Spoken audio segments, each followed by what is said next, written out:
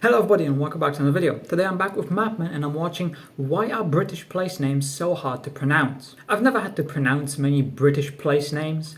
However, the few that I think I've done correctly. Although I have seen some which gave me some trouble. So let's see how ridiculous the ones in this video get. Link to the original video will of course be down in the description below.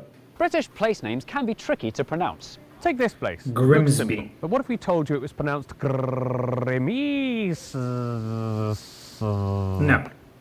We'd be lying, it's Grimsby.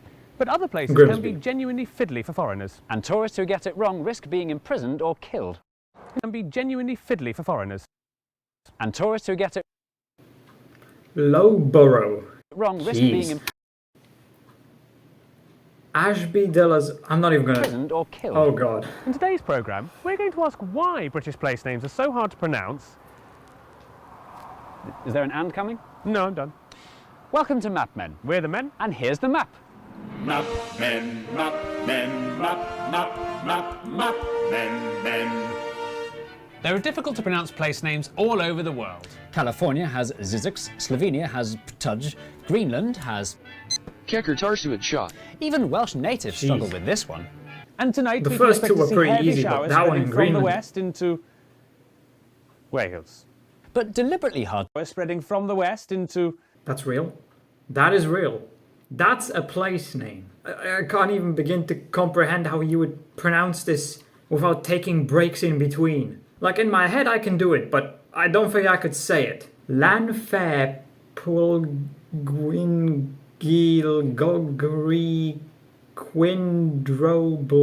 Quindroblancy Siligogoch. Jesus Christ, I've butchered that, but how does one say that quickly without pausing in between? Wales. But deliberately hard to pronounce names invented for promotional purposes like Llanfai Pwchgwyn Gwchgogera Chwindroboclantisilio Gogogoch aside. Invented for promotional purposes like Llanfai Pwchgwyn Gwchgogera Chwindroboclantisilio Gogogoch aside. Yeah, I butchered that. British place names cause more trouble than most because they often look straightforward but contain nonsensical phonetic traps that are impossible to predict. Try this one. Go on, say it out From. loud in your room or on your train. Frome. Wrong, it's not Frome. Frome, it should be blitheringly obvious, is pronounced Froome. But if you did say Frome, don't worry, Frome. you're in good company. Frome So I is said two officially things the and most I got both mispronounced wrong. place name in Britain, and that's according to a proper survey. Excuse me, could you mispronounce Froome for me? Portsmouth. That'll do. There's nothing more fun than laughing at tourists who don't know how to say something properly simply because they're from a different country and could never reasonably be expected to predict. Frome? I don't know why. Frome makes me think of a French place rather than a British one. A local pronunciation that contradicts the basic rules of language. So, we've created the perfect travel agent's itinerary for maximising tourist humiliation across the country. Starting in Biaulio, Beauty, head over to Rampisham, Ransom, then down to Mousehole. Mousehole, Next, travel north up to Towcester, Toaster, then a quick jaunt to Gotham. Goat How does that... How, Next, travel north up to why is that Towcester, pronounced Toaster? toaster? then a quick jaunt to Gotham, Gotham, followed by a stop in Quernmore, Gotham. Quorma, before finishing up in Alnwick. Annick, which is near Newcastle. Or, as the people from the city itself say, Newcastle. When will they learn? As you can hear, no letter of the English alphabet is safe from being pronounced any of dozens of different ways. Including not at all. Thankfully, there are some general rules you can stick to, and because we're nice, we'll help the un-British amongst you through a couple of... I wonder just how many people actually pronounce these correctly because I would assume most get it wrong. Even the people who live there probably get it wrong because it's just easier to pronounce it the way you think it's supposed to be, rather than the way it's actually meant to be said. basics. Cester is pronounced stir. Leicester, Worcester, Gloucester. W at the start of the final syllable is silent. Norwich, Berwick, Southwark. ER is pronounced R. Berkshire, Clerkenwell, Hertfordshire. But before you get too reassured, for every rule in the English language there are always exceptions, such as the Cester in, Cirencester. the W in, Sandwich. So basically, sometimes you say it how it's written. Sometimes you say it completely differently. How do you know when to say it which way? You don't. You just don't. It's not even that you're doing something wrong, it's just that some places are pronounced how you think they should be, while others are just completely different. You're not at fault. Which? and the sound in, Oh, this is disgusting. Oh, sorry, Berkhamsted. which is in Hertfordshire. The only way to be absolutely sure of pronouncing British place names correctly is to live here long enough to learn every single one of them, one at a time. Sorry. So who were the complete anchors that invented these rules? It's time for an English lesson. To make an English language, you start with the base of Germanic Anglo-Saxon. Mix in a healthy dash of Old Norse, a huge dollop of Norman French, and just a barely detectable hint of Celtic. Trust me, it'll make all the difference.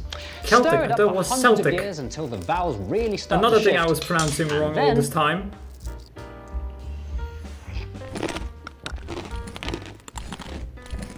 English.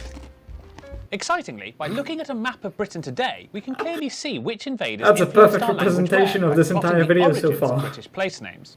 It just makes your mouth This bleed. marvellous, messy, multicoloured map shows which languages different British place names belong to and is a living history of our early settlers and subsequent invaders.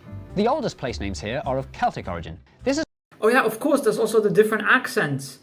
I mean, you have Scottish and Welsh. I mean, compare Scottish to English. They sound almost completely different because of the way the Scottish speak. So that definitely has a hand in how the places there are pronounced. This is where you'll find all the place names with words like Tre, Loch, Bryn and Aber, Such as Aberystwyth, meaning the mouth, Aber, of the River Istwyth. which coincidentally is exactly where we find Aberystwyth today. Celtic languages were once spoken all across the British Isles, but are now reduced to a small minority of mountain dwellers. And that's because low-lying Middle England Brits turned out to be more worse at resisting invading armies. First up were the Romans, who brought in Britain's Latin influences. Like the rumba. No, like boring Latin. Anywhere that ends in castor, cester, chester or xeter was a Roman fort, from the Latin word castra, meaning Roman fort.